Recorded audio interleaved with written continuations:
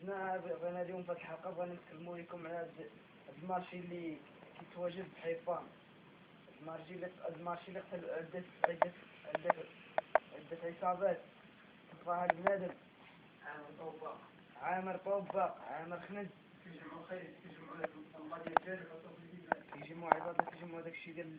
المخلفات ديال الدجاج من الزاق من الزبل من العرق من الريش من طارن من عنوبة من رجلين ويجمعوهم ويحطوهم لنا في الباب قتلونا في هاد البار محنونا عذبونا صفاوها لنا ركبوا لنا الريق ركبوا لنا النصران ما خلاو ما ركبوا لنا صافي بقينا نمشيو للبرشيد حنا ولا فينا انفلونزا الطيور كنطالبوا من الجهات المسؤولة انها دير لنا شي حل تحيد علينا هاد المارشي عباد هاد المارشي راه شاد مساحة قد الخلق خاصهم يحيدوا ويبنيو في بلاصتو عمارات يبنيو في بلاصتو مراكز تجارية يستافد لنا كلشي هاد المارشي مستافدين منو الخنز ما في لنا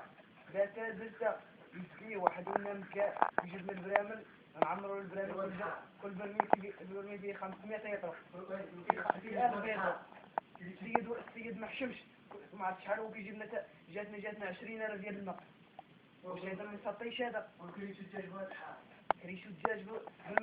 بالماء ديال واد الحار ما ديهم لا ما عندنا طواليت يقولوا بجناب الحيط يزلوا بجناب الحيط الطوبة خانزتنا الطوبة طلعت من الدار واش حنا عبادنا نعسين علينا الطوبة تلعبت فوق راسك راه ماشي معقول هادشي تراغ زيت ولا دايرنا حالة الدار كلاب دايرين ماشي كلاب الليل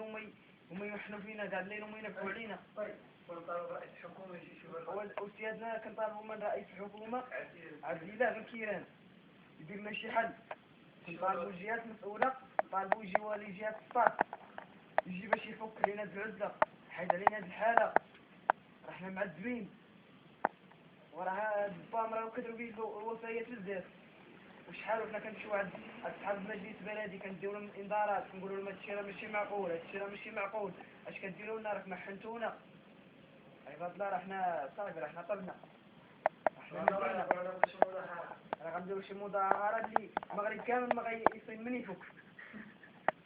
هاد الزبل ديال الدجاج عرفتي اي من الميريكان غتجي تدخل لنايا خلنا الدجاج محنونة عباد الله راه ماشي معقول هادشي اللي كديروا فيه. السلام عليكم. وعليكم السلام ورحمة الله وبركاته.